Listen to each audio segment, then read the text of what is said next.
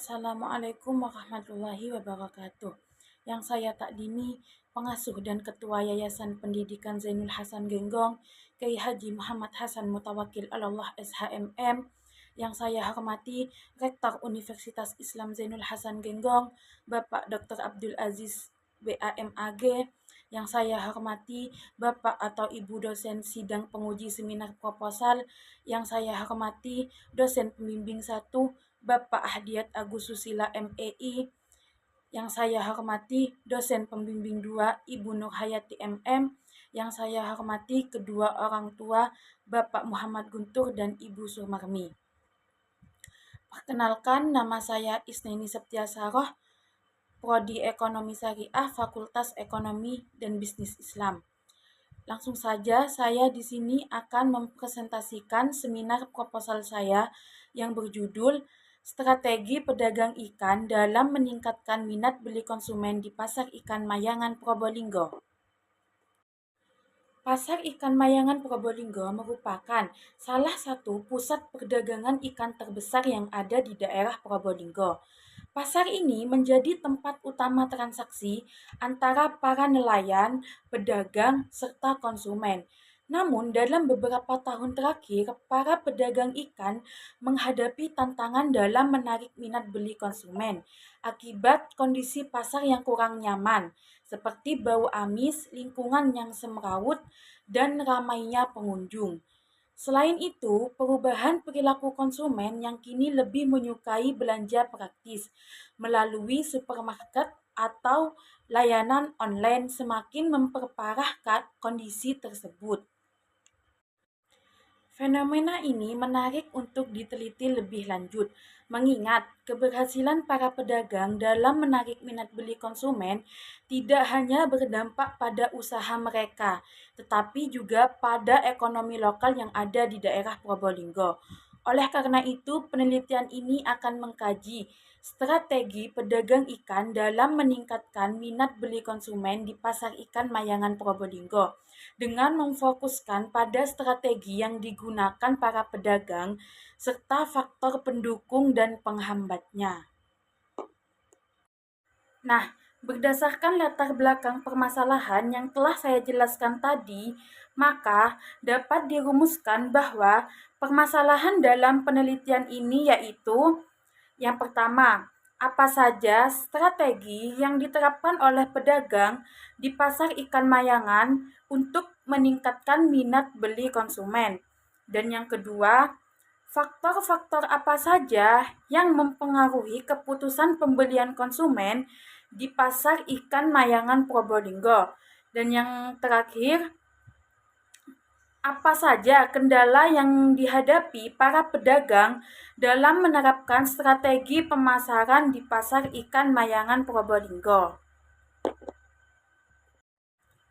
Sesuai dengan rumusan penelitian yang telah saya sebutkan tadi, maka tujuan penelitian ini yakni sebagai berikut. Yang pertama, untuk menganalisis strategi yang diterapkan oleh para pedagang ikan di pasar ikan Mayangan dalam meningkatkan minat beli konsumen. Dan yang kedua, untuk mengetahui faktor-faktor apa saja yang mempengaruhi keputusan pembelian konsumen di pasar ikan Mayangan Probolinggo. Dan yang terakhir, untuk mengetahui kendala yang dihadapi para pedagang dalam menerapkan strategi pemasaran di pasar ikan Mayangan Probolinggo. Sebelum saya menjelaskan penelitian ini lebih lanjut, saya akan memaparkan beberapa penelitian terdahulu yang menjadi referensi dalam penelitian ini. Yang pertama, penelitian yang dilakukan oleh Rahmat Gangsar Adiguna dalam penelitian yang berjudul Strategi Pemasaran Para Pedagang Kecil dalam Meningkatkan Minat Beli Konsumen Pasca Relokasi Pasar Induk di Tejo Agung 24 Kota Metro.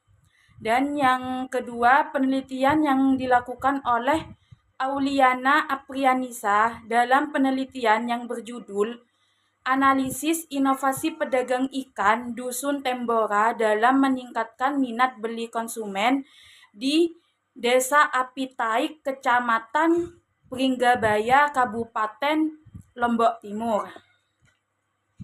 Yang teorinya yaitu yang pertama ada pemasaran.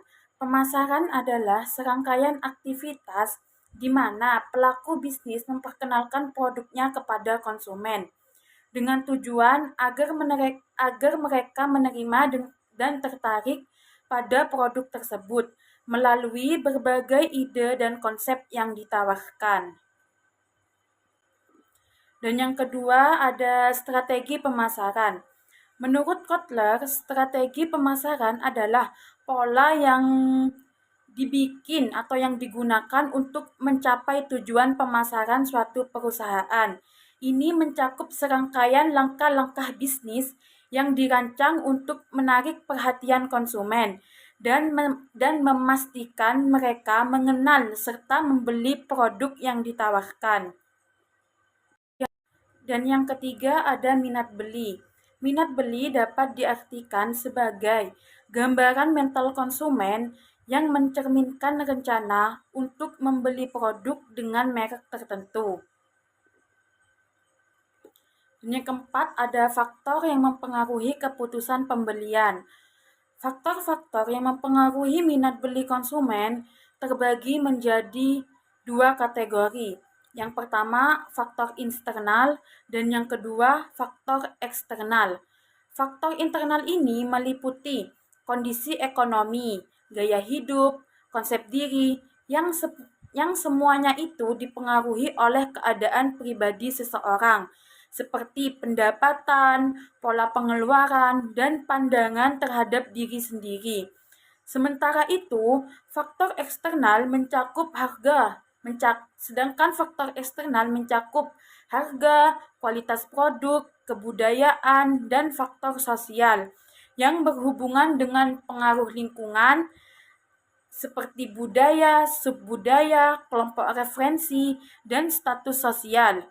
Semua faktor-faktor ini berkontribusi pada proses pengambilan keputusan pembelian konsumen, baik secara langsung maupun tidak langsung. Kerangka konseptual pada gambar di samping menjelaskan hubungan antara strategi pedagang ikan dan keputusan pembelian konsumen dalam upaya meningkatkan minat beli di pasar ikan Mayangan Probolinggo. Dua faktor utama yang memengaruhi minat beli konsumen adalah satu, strategi pedagang ikan yang mengacu pada bauran pemasaran marketing mix. Menurut Kotler dan Keller, ada produk, harga, tempat, dan promosi. Dua, keputusan pembelian konsumen yang dipengaruhi oleh faktor-faktor.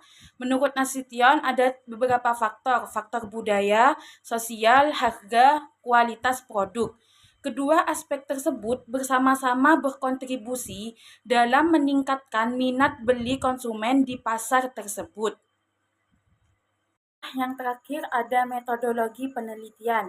Yang pertama ada jenis penelitian. Penelitian ini menggunakan pendekatan kualitatif dengan jenis penelitian lapangan atau field research. Menurut Sugiono, metode penelitian kualitatif adalah metode penelitian berlandaskan pada filsafat pospositivisme yang digunakan untuk meneliti pada kondisi objek yang alamiah, atau sebagai lawannya adalah eksperimen, di mana peneliti adalah sebagai instrumen kunci. Teknik pengumpulan data dilakukan secara triangulasi atau gabungan, sedangkan analisis data bersifat induktif atau kualitatif. Penelitian kualitatif ini lebih menekankan makna daripada generalisasi. Dan yang kedua ada data dan sumber data penelitian. Yang pertama peneliti menggunakan data primer. Dalam penelitian ini yang menjadi informan adalah para pedagang ikan, petugas pasar, dan para konsumen yang ada di pasar ikan Mayangan. Dan yang kedua ada data sekunder.